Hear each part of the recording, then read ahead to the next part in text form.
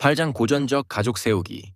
1982년부터 나는 오늘날 고전적 가족 세우기라고 부르는 작업을 세미나에서 진행하기 시작했습니다. 이후 아내 소피와 함께 이를 더욱 발전시켜 새로운 가족 세우기에 이르게 되었습니다. 초기에는 가족 세우기가 정신과 의사나 심리치료사들에게만 유용한 기법이라고 생각했습니다. 그러나 시간이 지나면서 이 생각에서 벗어나게 되었습니다. 나는 가족 세우기가 일반인들에게도 중요하다는 사실을 깨달아 알았습니다. 따라서 고전적 가족 세우기와 새로운 가족 세우기를 단순한 치료 기법이 아니라 삶을 위한 도움으로 여깁니다. 가족 세우기를 하려는 사람은 자신에게 중요한 문제를 명확히 하고자 합니다. 예를 들면 질병의 가능성 있는 원인을 찾거나 배우자와의 관계에서 겪는 어려움을 이해하려 하거나 인생에서 성공을 가로막는 장애물을 발견하려는 것입니다. 사실 고전적 가족 세우기의 과정은 매우 단순합니다. 촉진자는 내담자의 가족을 대신할 대역들을 선정하고 내담자는 이들을 서로의 관계에 맞게 배치합니다.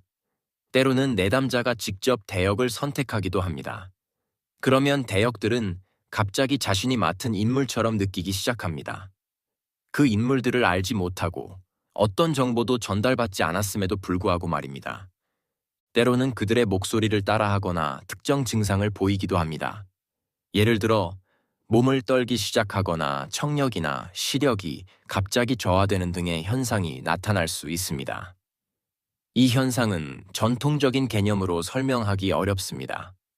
지금까지 다양한 설명이 시도되었으며 가장 설득력 있는 설명 중 하나는 대역들이 특정한 영적인 장에 들어선다는 것입니다.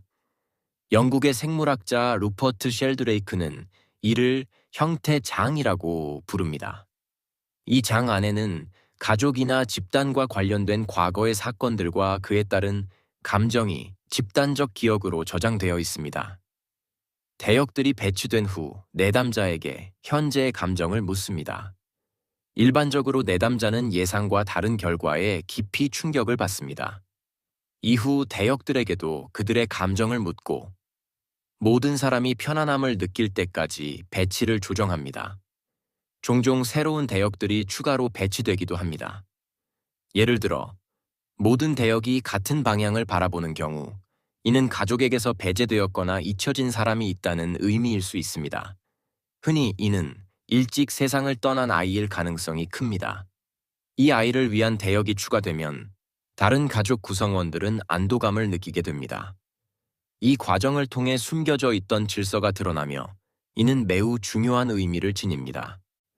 촉진자는 가족 세우기를 이끌며 가족 구성원을 대신할 추가 대역들을 선정하고 가족 시스템의 질서를 회복하기 위한 해결 문장을 제시하는 역할을 합니다. 또한 가족 세우기의 효과는 내담자뿐만 아니라 대역으로 선정된 가족 구성원 전체에도 영향을 미친다는 점이 중요합니다. 이로 인해 가족 세우기의 영향은 최대 10년 후까지 지속될 수 있습니다. 이러한 가족 세우기는 현재 가족뿐만 아니라 내담자의 출생 가족에도 초점을 맞춥니다. 부부와 그들의 자녀를 중심으로 진행될 경우 많은 문제들이 원가족에서 비롯된 미완의 과제와 연관되어 있음이 밝혀집니다. 따라서 작업의 초점은 이 두 가족에 한정됩니다. 내가 이루어낸 중요한 깨달음은 가족 시스템에 영향을 미치는 법칙들을 인식한 것입니다. 인간 관계의 질서를 구성하는 핵심적인 원리를 이해하게 된 것은 오랜 시간에 걸친 탐구를 통해 점진적으로 이루어졌습니다. 나는 순전히 현상학적 방식으로 접근하며 가족 세우기 과정에서 반복적으로 나타나고 검증되는 요소들에 의존하여 깨달음을 얻었습니다. 이 법칙들은 윤리나 도덕과 관련이 없으며 단순한 인식에 의해 결정되는 것도 아닙니다. 그러나 이러한 법칙이 위반될 경우 정서적 고통뿐만 아니라 신체적 고통까지 초래될 수 있습니다. 이는 보편적이고 절대적인 법칙이며 나는 이를 사랑의 질서라고 명명하였습니다.